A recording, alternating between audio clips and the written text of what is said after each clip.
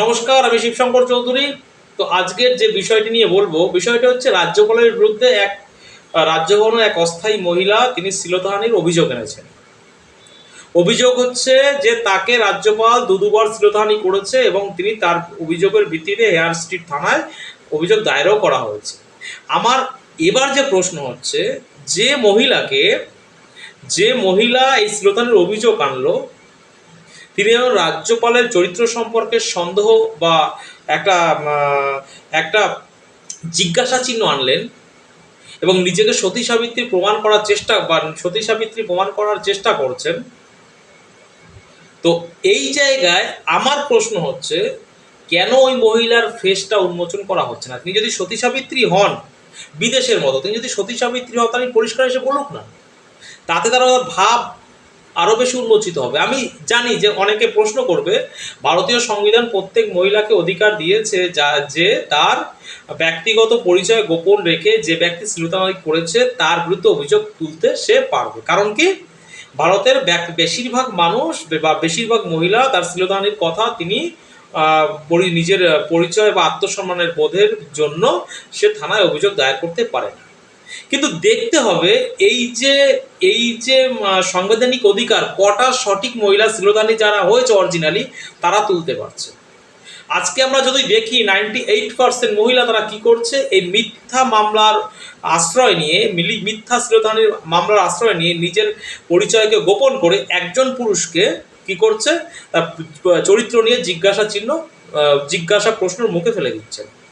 আচ্ছা, আপনারা ভাবুন তো, মহিলারা শুধু এই যে বেশিরভাগ ক্ষেত্রে, এটা শহরের ক্ষেত্রে যেন বেশি হয়, হাই প্রোফাইলের ক্ষেত্রে যে সমস্ত কেসগুলো হয় ম্যাক্সিমাম ক্ষেত্রেই লাস্টে ফেক দেখা দেয়। তো আমরা দেখছি যে, আচ্ছা আপনি একটা কথা ভাবুন তো, পুরুষের কি কোনো চরিত্র হয় না নাকি? না পুরুষের কোনো পরিবার হয় না? আজকে যে পুরুষের রাজ্যপাল হোক আর যে কোনো ব্যক্তি হোক, তার সম্পর্কে যখন এরকম ধরনের অভিযোগ, গুরুতর অভিযোগ আসে, তখন তার কি অবস্থা হয়, তার কি তার সমাজের অবস্থান কি দাঁড়ায়? আপনি ভেবে দেখুন, আরও ভেবে দেখুন। মানে এগুলো আপনি ভাববেন যে একজন মহিলা তিনি নিজের চরিত্র, মানে এত সতী সাবিত্রী গোপন রেখে আর একজনের বিরুদ্ধে প্রশ্ন তুলছেন, তিনি যদি মিথ্যাও প্রমাণিত হন তার তার পরিচয় উন্মোচনার হচ্ছে না, তার ছবিও সামনে আনা হচ্ছে না। অথচ যে পুরুষটা এটা করেনি বা যে পুরুষটা এই বিষয়ে সে জানেই না, আমরা ম্যাক্সিমাম ক্ষেত্রে দেখেছি, যেমন ডিভোর্সের ক্ষেত্রে দেখেছি, বারবার কোনো মহিলা শ্লীলতাহানির কেসে আনছে, মিথ্যে মামলা করছে এবং মিথ্যে মামলা পরবর্তীকালে প্রমাণিত হচ্ছে, তারপরও এই আইনের কোনো সংশোধন করার কোনো নাম মাত্র নেই। সংবিধানকে ঠিক করতে হবে যে সমস্ত অরিজিনাল এই ভিকটিম, তাদের কিন্তু কাছে এই আইন গিয়ে পৌঁছাচ্ছে না। আইনের সুবিধা কারা নিচ্ছে? এক শ্রেণীর মহিলা যারা সমাজের তথাকথিত ফেমিনিস্ট বা মহিলাবাদী। তারা নিজেদের সুবিধার্থে, নিজেদের সুবিধার জন্য, নিজেকে সতী সাবিত্রী প্রমাণ করার জন্য, নিজে তার কোনো পুরুষের বিরুদ্ধে প্রতিশোধ নেওয়ার জন্য বা কোনো রকম রাজনৈতিক সুবিধা নেওয়ার জন্য বা আরও কোনো রকম বিশেষ সুবিধা নেওয়ার জন্য তিনি কী করছেন, যে কোনো পুরুষের বিরুদ্ধে এই শ্লীলতাহানির মামলা ঠুকে দিচ্ছেন।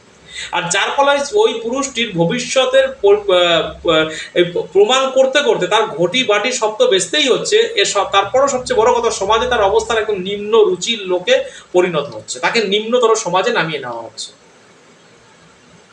এই যে পরিস্থিতি, এবং এই প্রমাণ করতে করতে দীর্ঘ সময়ের পর ডেটের পর ডেট চলে যাচ্ছে এবং একটা সময় সে ভেঙে পড়ছে, এবং অনেক সময় দেখছি অনেক পুরুষ মানুষ নিজেকে নির্দোষ প্রমাণিত করতে না পেরে সুসাইড করছে। তা এর দায়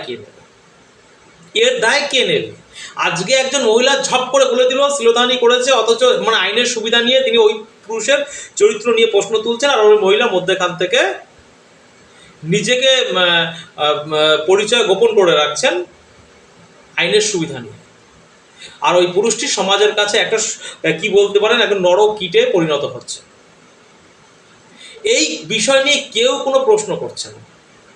এটা সবচেয়ে একটা, আমার মনে হয়, জঘন্যতম অপরাধ। আর এই অপরাধকে সঠিক দিশায় আনতে গেলে আইনের সংশোধন করা প্রয়োজন।